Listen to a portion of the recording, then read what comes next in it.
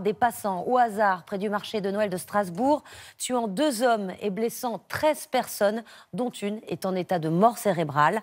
La police lance un appel à témoins ce soir pour tenter de le retrouver, car le suspect, lui-même blessé, est parvenu à prendre la fuite. Le récit d'Anne-Charlotte Inet avec Alexis Fischer. De chez lui, un riverain filme la rue. 2 détonations résonnent.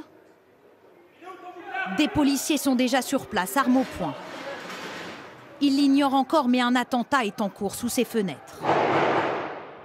Putain. À nouveau 3 coups de feu. Des fourgons de police prennent position, prêts à intervenir.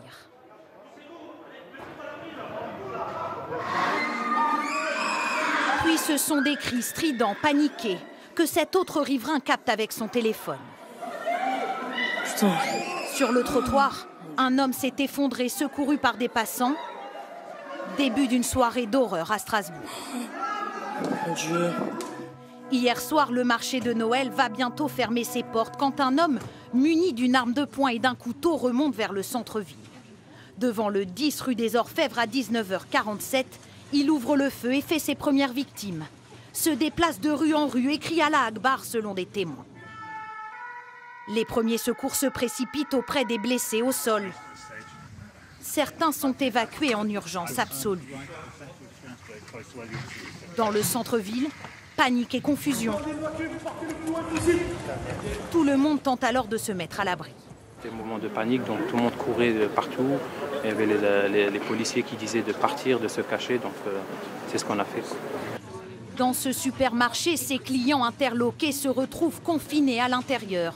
Interdiction de sortir. D'autres trouvent refuge dans les restaurants encore ouverts.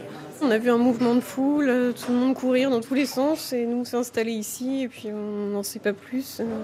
Tout le monde est un peu en panique, c'est tout. Ici, le patron ferme précipitamment ses portes car le tireur court toujours. Oui, parce que là, il est pas loin apparemment.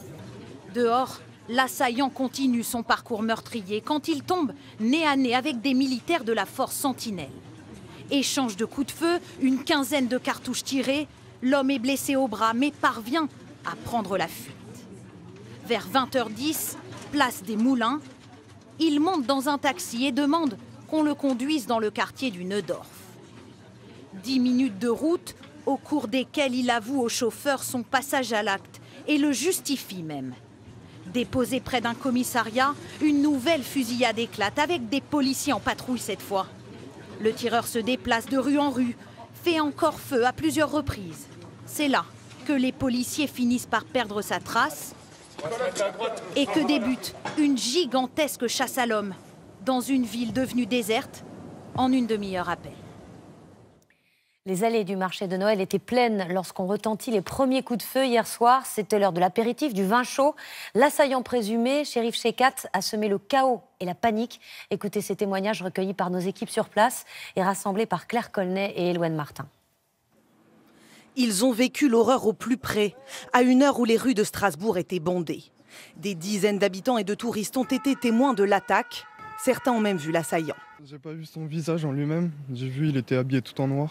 Je crois pas qu'il avait de cagoule, après j'ai pas vu son visage. Le monsieur il lui a tiré une balle, j'ai vu un homme s'effondrer. Et donc j'ai accouru là-bas, j'ai vu l'homme avec une plaie au niveau de la tête, la tempe gauche. Au même endroit, au même moment, ce journaliste autrichien se rend au restaurant lorsqu'il entend 2 coups de feu et aperçoit le même blessé au sol. Ça devait être quelque part, ici. Là. Je me souviens qu'il était allongé comme ça, et sa femme était à côté de lui en train de pleurer. Avec d'autres passants, il tente de prodiguer les premiers soins à la victime, un touriste originaire de Thaïlande. On a senti qu'il n'avait plus de pouls. On a essayé de le réanimer en faisant un massage cardiaque. On a fait ça ici, dehors, et puis on l'a porté dans un restaurant parce qu'il faisait très froid. Et on a continué là-bas.